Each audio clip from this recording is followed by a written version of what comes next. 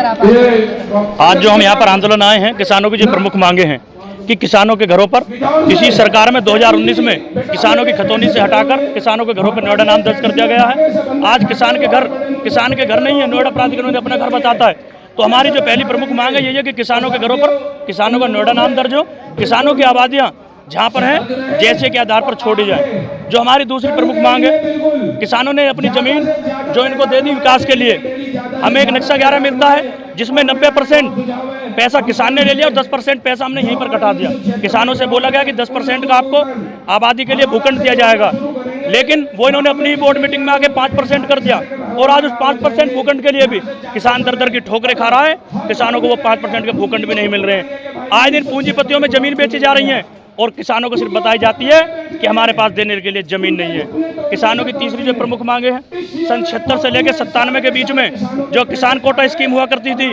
उस किसान कोटा स्कीम के भी इन्होंने खत्म कर दिया है।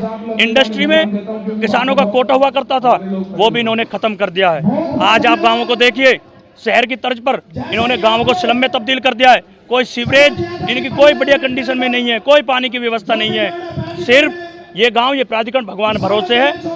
और मैं आज मीडिया बंधुओं के माध्यम से भी लखनऊ तक ये बात पहुंचाना चाहूँगा कि जिस संस्था को सुप्रीम कोर्ट ये कह चुका है कि नोएडा प्राधिकरण के आंख नाक कान से भ्रष्टाचार टपकता है, तो कहीं ना कहीं प्रदेश के मुखिया को इन संस्थाओं की सुध लेनी चाहिए। प्रदेश के मुखिया महीने में 5-5 दिन 5-5 6-6 बार गौतम बुद्ध नगर में होते हैं। हमें सपने दिखाए जाते हैं कि गौतम बुद्ध नगर से हवाई जहाज उड़ेंगे, गौतम बुद्ध नगर में एयरपोर्ट उड़ेगा, लेकिन जमीनी हकीकत यही है कि हमारी माताएं बहनें, हमारे बड़े बुजुर्ग जिनकी 3-3 पीढ़ियां गुजर गई, वो आज आंदोलन में बैठे, धरने में बैठे। गौतम बुद्ध नगर की हकीकत यही है।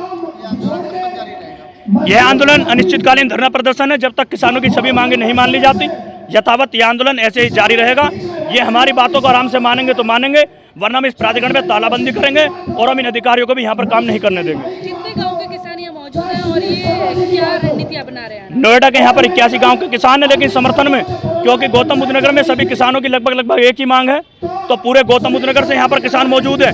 और प्रदेश से जहाँ पर हमारा संगठन है, चाहे वो मेरठ के किसान हो, सिकंदराबाद के किसान हो, जेवर से किसान हो, सभी किसान यहाँ पर मौजूद हैं। और अगर ये नहीं मानते तो हम जल्दी एक महापंचायत बुलाएंगे जिसमें सभी प्रदेशों से किसान बुलाए जाएंगे और एक महापंचायत करके हम दिल्ली कूच करने के लिए भी स्वतंत्र हैं। क्या किसी से भी बात हुई है प्रशासन से? अभी प्रशासन ने हमें सीओ साहब से वार्ता करने के लिए बोला है, लेकिन अभी इसमें हमारी कमेटी बैठकर निर्णय लेगी, क्योंकि सीओ साहब पे यहाँ के किसानों को कोई भरोसा नहीं है, क्योंकि वो किसानों से बात नहीं करना चाहते। पूर्व में अभी 30 जुलाई को जो हमने आंदोलन करा, किसानों को जो आश्वासन पुलिस के माध्यम से दिया गया कि आपकी वार्ता सीओ साहब से करा के सभी समस्याओं का हल कराया जाएगा, लेकिन सीओ साहब के पास समय नहीं है। अगर सीओ साहब के पास भी किसानों से वार्ता करने का समय नहीं है तो किसान भी आज यहाँ से बहिष्कार करते हैं। हमें भी सीओ साहब से वार्ता करने की कोई खुशी नहीं है।